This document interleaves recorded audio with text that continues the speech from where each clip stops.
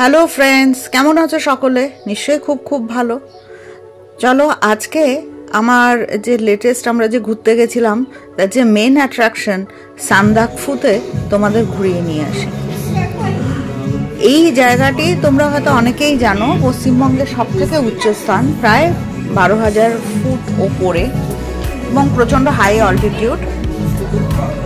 জায়গাটির নৈসর্গিক সৌন্দর্য বলতে মানে অপূর্ব, নৈসর্গিক সৌন্দর্যের কোনো তুলনা হয় না। আমি নর্থ বেঙ্গলে বিভিন্ন জায়গায় গেছি, বহু জায়গায় গেছি, কিন্তু এত উপরে আসিনি কখনো। এবং এখানে এসে আমার মানে এত ভালো লেগেছে, সেটাই আমি ভাষায় প্রকাশ করতে পারবো না। তো এত কাছে এরকম একটা উচ্চ শৃঙ্গ, এবং এখান থেকে যে পুরো রেঞ্জটা দেখা যায়, মাউন্ট এভারেস্ট, কাঞ্চনজঙ্ঘা, মাকালু, লোৎসে, পুরো রেঞ্জটা দেখা যায়। অ্যাকচুয়ালি স্লিপিং বুদ্ধার রেঞ্জটা এখান থেকে খুব সুন্দর দেখা যায়। যাই হোক, এবারে আসি। তো আমাদের জার্নি যেখানে দেখিয়েছিলাম লেটেস্ট, যে টুমলিং থেকে আমরা যাত্রা শুরু করলাম। তো আসার সময় রাস্তা কিন্তু গৈরিবাস পর্যন্ত মোটামুটি তাও ঠিক আছে, গৈরিবাসের পরে কিন্তু রাস্তা সাংঘাতিক, মানে রাস্তা বলা ভালো কম, ওটাকে পাথরের রোড বলবো না, পাথর দেওয়া। তো সেটা দিয়ে আমরা পৌঁছালাম যখন এখানে, তখন আমরা এই হোটেল উঠেছিলাম, হোটেল সানরাইজ। তো হোটেলের ভেতরটা খুব সুন্দর, নিট অ্যান্ড ক্লিন, যেটুকু এক্সপেক্টেড অত হাই অল্টিটিউডে। তারপরে আমরা যেটা আমাদের মেন অ্যাট্রাকশন, সেখানে তোমাদের নিয়ে চলি। এদের এই স্লিপিং বুদ্ধা রেঞ্জ ভালো করে তোমরা দেখলে দেখতে পাবে, একদম পুরো স্লিপিং বুদ্ধা ক্লিয়ারলি দেখা যায় এখানে, আর এই ভিউটার কোনো তুলনা হয় না। তো আমরা ওয়েট করছিলাম পরের দিন সকালে এই রেঞ্জটাকে ভালো করে তুলবো। যাই হোক, হোটেলের কথা যেটা বলছিলাম, হোটেলে তোমার যেগুলো তোমার বলবো না যে এটা লাক্সুরিয়াস হোটেল, অত হাই অল্টিটিউডে এরা সব মেনটেন করছে, বুফেতে খাবার দিচ্ছে, এটাই অনেক পরিষ্কার পরিচ্ছন্ন ঘরদোর। দেখো এখানটা স্লিপিং বুদ্ধাটা অসাধারণ, মানে পুরো মনে হচ্ছে একজন স্লিপিং বুদ্ধা এখানে শুয়ে আছে, মুখ থেকে, নাক থেকে। এবং এখানকার যে টপ পয়েন্ট, যেখানে সূর্যের আলো, সূর্য ফুটছে পরের দিন সকালে, সেই সূর্যের আলোটা যখন পড়ছে তখন অপূর্ব। এখানে যখন সূর্যের আলো, আমরা গেছিলাম একদম মার্চের এন্ডে, সূর্যের আলো যখন ফুটছে প্রচণ্ড, আমরা ছাদে গিয়ে ছবি তুলেছি আরও ভালো ভিউ পাওয়ার জন্য। নিচ থেকেও পাওয়া যায়, হোটেলের ডাইনিং রুম থেকেও পাওয়া যায়। ঠান্ডা আর হাওয়া দুটোই সাংঘাতিক, অলমোস্ট টেম্পারেচার ধরে নিতে পারো 0, 1 বা 1-এর নিচেই থাকে। মানে তোমাকে রীতিমতো শীতবস্ত্র না নিয়ে গেলে তোমার কিন্তু মুশকিলে পড়তে হবে। এখানে যতই আমাদের কলকাতায় গরম থাকুক, ওখানে গেলে কিন্তু ওয়েদার সম্পূর্ণ আলাদা। এবং দেখো কি সুন্দর সূর্যোদয় হচ্ছে। তো একদিকে পূর্ব দিকে সূর্যোদয় হচ্ছে, সেই আলো গিয়ে পড়ছে স্লিপিং বুদ্ধা রেঞ্জে প্রথম কাঞ্চনজঙ্ঘায়। দেখবে সব থেকে উঁচু যে জায়গাটা, সেটা হচ্ছে, সেই পিকটা হচ্ছে কাঞ্চনজঙ্ঘা। তার একটু দূরেই Mount Everest. We are very lucky যে আফটার 6 days রোদ্দুর উঠেছে এবং মানে এরকম সানরাইজ দেখা গেছে, এবং সেই দিন আমরা পুরো দিন এই রেঞ্জটাকে দেখতে পেয়েছি। এটা মানে সাধারণত পাহাড়ে বেশিরভাগ সময় মেঘে ঢাকা থাকে, এবং যারা ওখানে হোটেলের যারা কর্মচারী এবং আশেপাশে যারা ছিলেন, তারা বলছিলেন যে এখানে এই 7 দিন পরে এরকমভাবে সানরাইজ দেখা গেছে, এবং হোল ডে আমরা এটা পেয়েছি। দেখো কি অপূর্ব। এবং সেখান থেকে দেখো ওই দূরে কাঞ্চনজঙ্ঘা। আমার ক্যামেরায় আমি যতটুকু ধরতে পেরেছি সেটুকুই দেখাচ্ছি স্লিপিং বুদ্ধা রেঞ্জ দেখার পরে। এইবার এইখানে দেখো, এটা মাউন্ট এভারেস্ট, মানে কি যে অপূর্ব দৃশ্য, এই দৃশ্যের কোনো তুলনা হয় না। তো এটা সিঙ্গালীলা পর্বতশ্রেণীর মধ্যেই পুরো রেঞ্জটা যা যা আছে সমস্ত দেখা গেছে। তো বলে না যে চক্ষু সার্থক হলো, তো আমার সেই রকমই চক্ষু সার্থক। আর এখানে মনে হয় যতক্ষণ পারি দাঁড়িয়ে থাকি এবং চুপচাপ দেখি। তোমরাও ভিউটা এনজয় করো।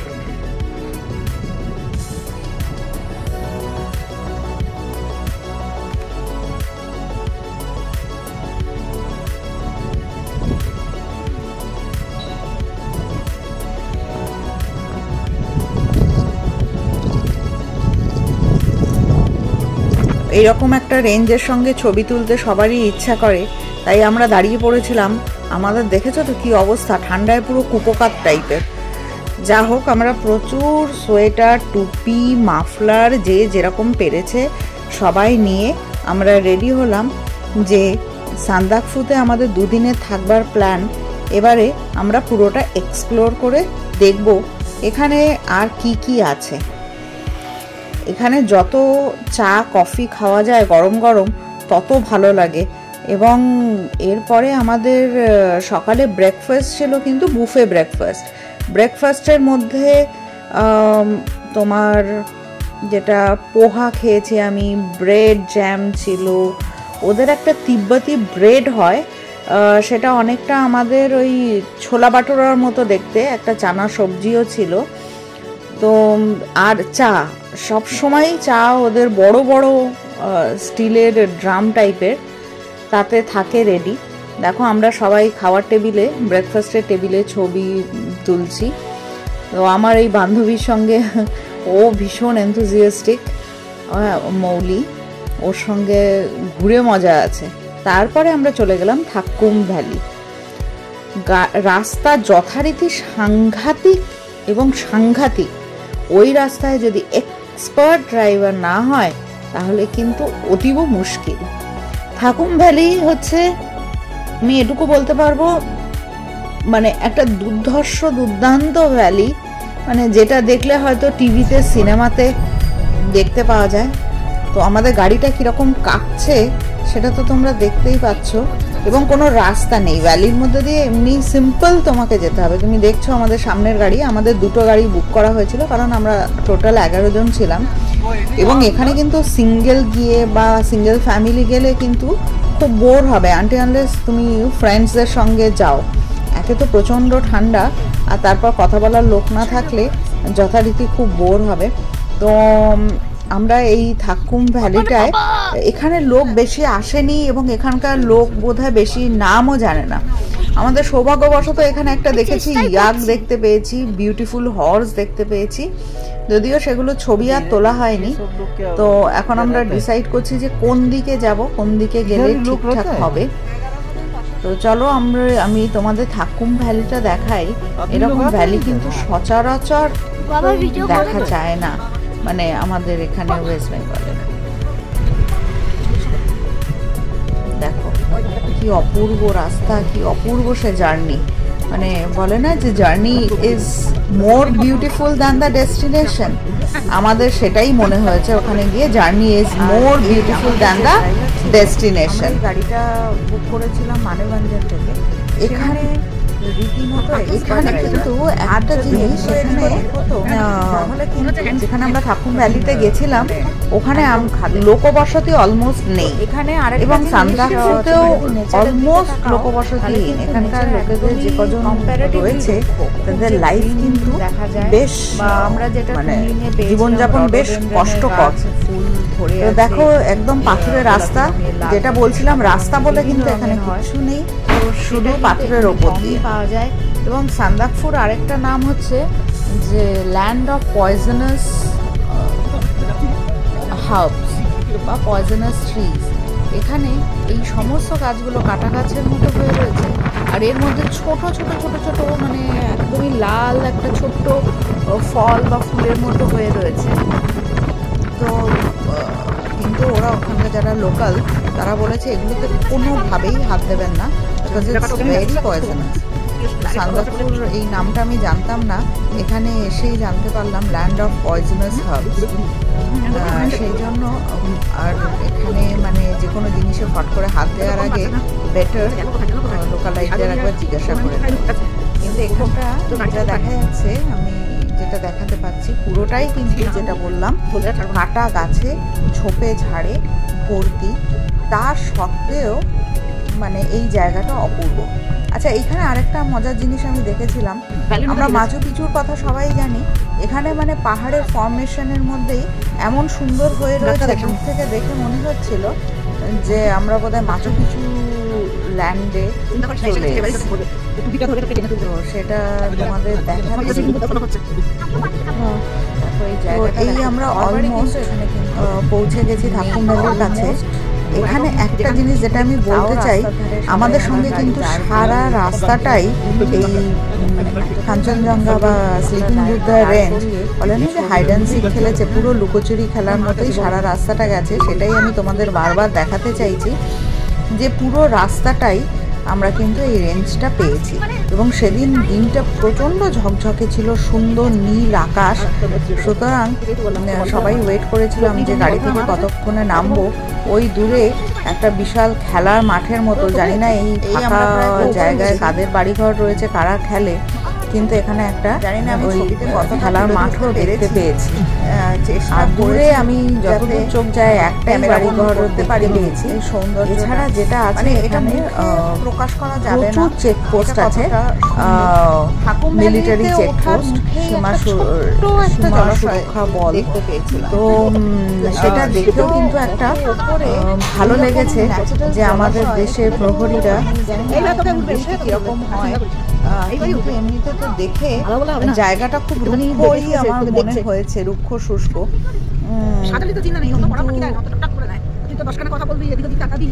ওখানে জলাশয়টা ছিল, যা হোক সেই জলাশয়ের ছবিও আমি তোমাদের দেখাচ্ছি।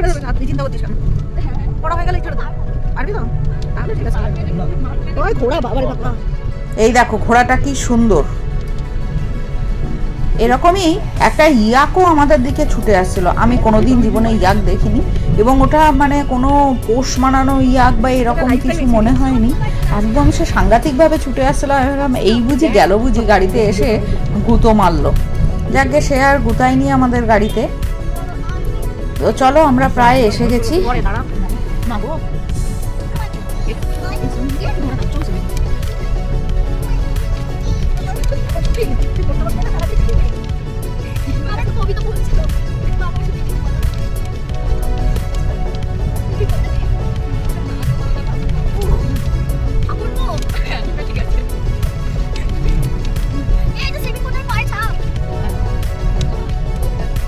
এই যে তোমাদের যে জলাশয়ের কথা বলছিলাম না, সেই জলাশয়ের কাছে পৌঁছে গেছি। তারপরে দেখো জলাশয়টা কিন্তু এখানে ন্যাচারাল, সবাই ছবি তুলছে, বাচ্চারা ঘুরে বেড়াচ্ছে। কিন্তু একটা কথা বলে রাখা ভালো, মানে প্রচণ্ড ঠান্ডা, মানে হাত দিতে বোধহয় হাতটাই কেটে যাবে।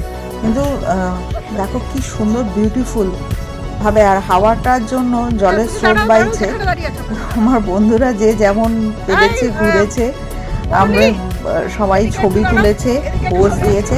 আকাশ দেখো ঘন নীল, মানে এইরকম দিনে ঘুরতে গিয়েও জীবন সার্থক। যাক চলো এখন আমাদের মেন ডেস্টিনেশনে আমরা আরও একটু ওপরে উঠবো, ওপরে উঠে তারপর তোমাদের ভিউটা দেখাচ্ছি। এখানে দূরে কি তোমরা একটা নীল বাড়ি দেখতে পাচ্ছ? এই ব্লু কালার হাউসটাই কিন্তু এখানে রয়েছে একমাত্র, এবং এখানেই আমরা পৌঁছাবো। এবং সেই হাউসে আমরা মানে ওখানে কি আছে সেটা তোমাদের দেখাচ্ছি।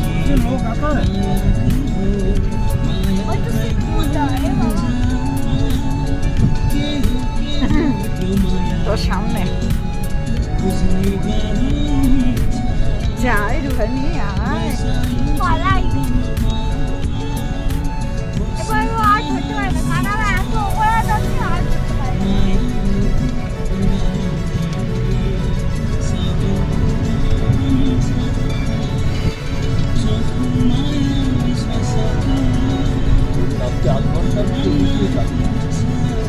এখান থেকে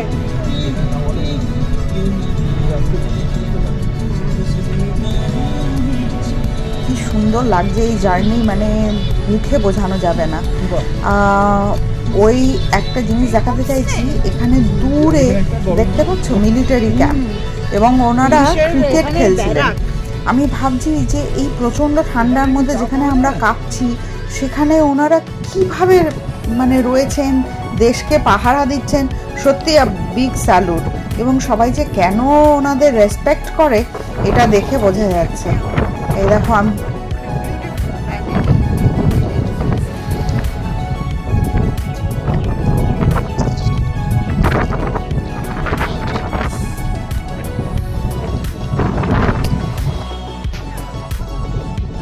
এখানে বাচ্চারা ঠিক বলে না, যেখানে যায় সেই সঙ্গী খুঁজে নেয়। এখানে একটা এরকম ওরা একটা কালো ভলু কুকুরকে খুঁজে পেয়েছে, সেই নিয়ে বাচ্চারা তো ভীষণ খুশি। তো যা হোক, আমার মেয়ে ছুটছে, ওর পেছনে ছুটছে, সে আবার আমাকেও ধরতে এসেছিল। সে তো সাংঘাতিক ব্যাপার, আমার একটু ভয়ই লাগে। আর ও সবার পায়ে পায়ে ঘুরছে আর খেলা করার চেষ্টা করছে। কিন্তু যা হোক, সেটা বাদ দিয়ে, আর এদের গায়ের লোমগুলো দেখেছো কি বিশাল বড় বড় হয়, হয়তো ঠান্ডার দেশ বলেই এরকম হয়। এইটা কিন্তু একটা ছোট্ট দোকান, এবং এখান থেকে খুব মিস করতাম, সত্যি দারুণ লাগছে। আর এই হচ্ছে আমাদের coffee centre, coffee is coming. আর ওই যে বাচ্চারা ঘোড়া নিয়ে, এখান থেকে আমরা গরম গরম কফি খেয়েছিলাম। সেই কফির কিন্তু আর তুলনা নেই। এই দেখো, আমাদের কফি এসে গেছে। তখন আমরা মানে ঠান্ডায় থরহরি কম্প দিয়েছে, ওপর থেকে স্প্রেড করেছে। তুই কফি খাবি তো?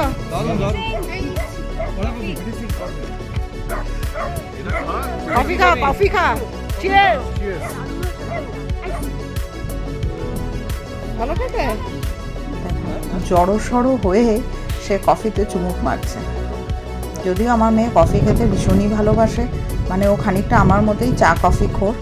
তারপরে সবাই গায়ে লিয়ে দিয়েছিলাম, যে যেমন বসে শুয়ে প্রকৃতির এই শোভা মানে নিজের মনের মধ্যে বসিয়ে নিচ্ছিল।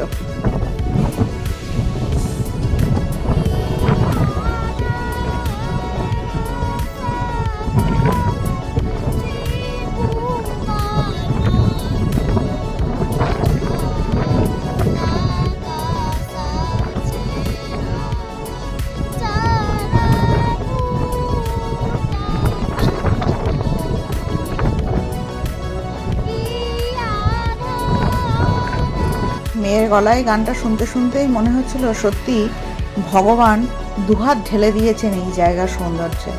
আমরা সবাই আরও কতগুলো ছবি তুলে নিলাম। ছবি তুলে নিয়ে আমাদের ফিরতে হবে, কারণ আমাদের নেক্সট ডেস্টিনেশন হচ্ছে ওখানে ফিরে গিয়ে লাঞ্চ করে আমাদের আল বলে একটা জায়গায়, সেখানে সানসেট দেখতে যেতে হবে।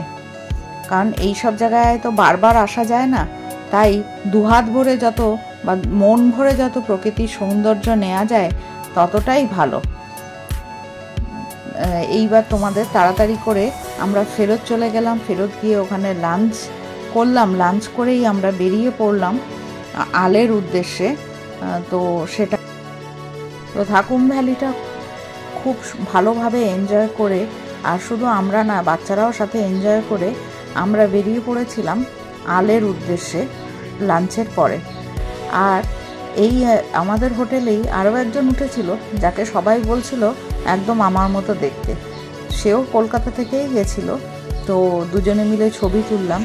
এই আমরা পৌঁছে গেছি আল ভিউ পয়েন্টেও প্রচণ্ড ঠান্ডা, যেহেতু তখন বেলা পড়ে গেছে, তখন ঠান্ডাটা বোধহয় আরও বেশি। আর সব জায়গাতেই বলে রাখা ভালো, প্রচণ্ড হাওয়া। কিন্তু সবাই অপেক্ষা করে রয়েছে সানসেট দেখবে। সানসেটটা মোটামুটি দেখা গেছে, সানরাইজের মতো অত ভালো হয়নি, কারণ একটু আকাশ মেঘলা হয়ে এসেছিল, তখন কুয়াশা দেখাচ্ছিল। তাও আমরা অপেক্ষা করেছিলাম। এই আল কিন্তু আমরা আমাদের হোটেল থেকে ট্রেক করে গেছিলাম, বেশিক্ষণ না, মনে হয় 20-25 মিনিট লেগেছিল। জায়গাটা দেখেছো অলমোস্ট ওই রুক্ষ শুষ্ক যেরকম দেখালাম, আর প্রচণ্ড পাথুরে। এখানে একটা ছোট্ট ঘর ছিল, অনেকে ঘরের মধ্যে ঢুকে বসেছিল ঠান্ডাটাকে অ্যাভয়েড করার জন্য। এখানেও আমরা চা খেলাম। এই দেখো সূর্য ডুবছে। এখানে অনেকে ট্রাইপড নিয়ে গেছে, নিয়ে ক্যামেরা ফিক্স করে রেখেছে যাতে এই অপূর্ব সৌন্দর্য ধরে নেওয়া যায়। যাক, আমার তো সেটা ছিল না, আমি মোবাইলের ক্যামেরায় চেষ্টা করেছিলাম। যাই চেষ্টা করেছি সেটাই তোমাদের দেখানোর চেষ্টা করছি।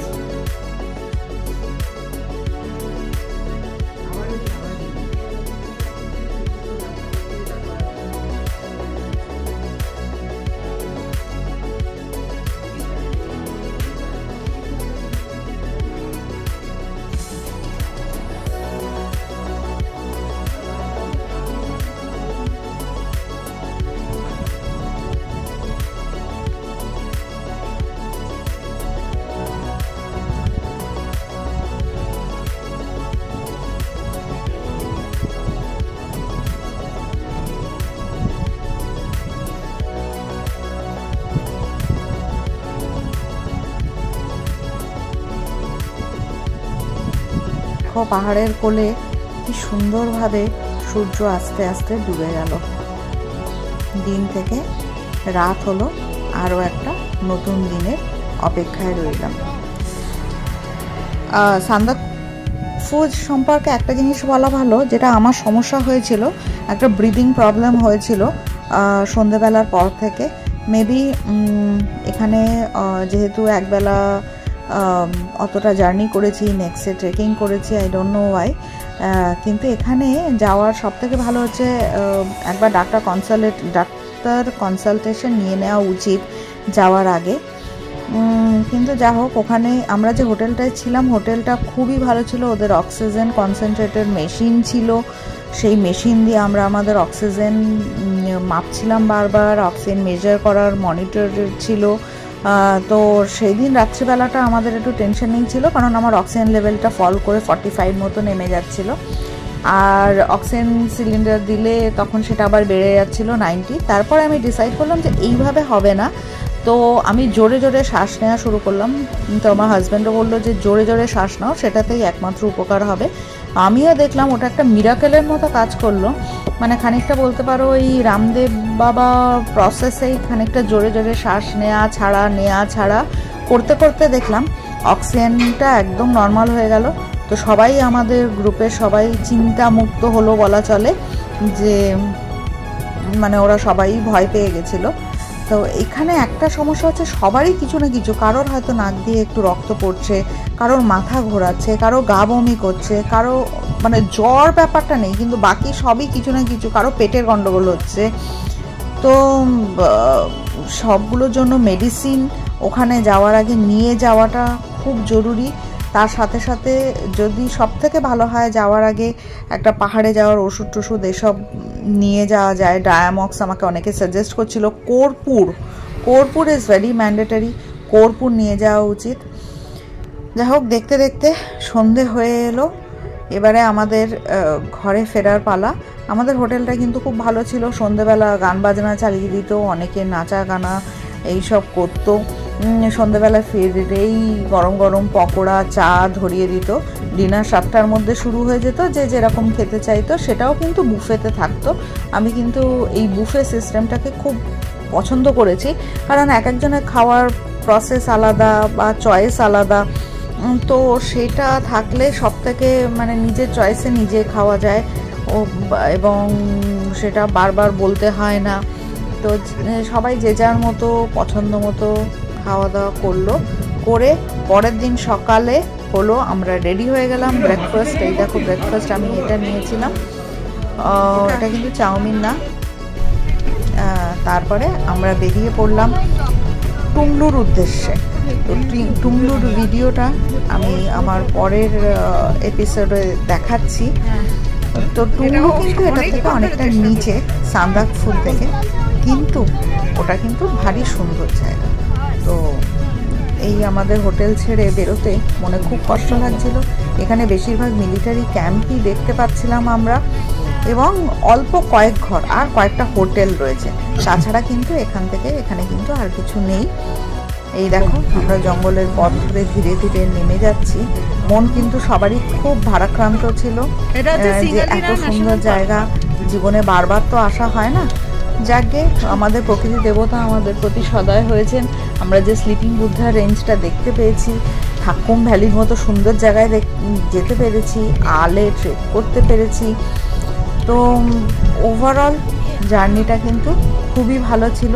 তোমাদের ভিডিওটা কেমন লাগলো সেটা জানিও, আর ভিডিওটা পারলে লাইক শেয়ার করে দিও, আর আমার চ্যানেলটি ভালো লাগলে অবশ্যই সাবস্ক্রাইব করো, এই রিকোয়েস্ট রইল। এই আমরা ধীরে ধীরে পাহাড় থেকে নেমে গেলাম। তোমরা সকলে ভালো থেকো। Have a nice day. বললো রুহানি আমাকে ভালোবাসছে না,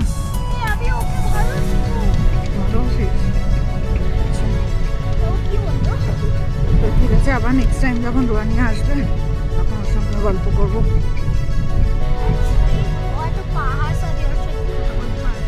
কেন, মন দিয়ে কথা বলে সবার সঙ্গে কথা বলা যায়।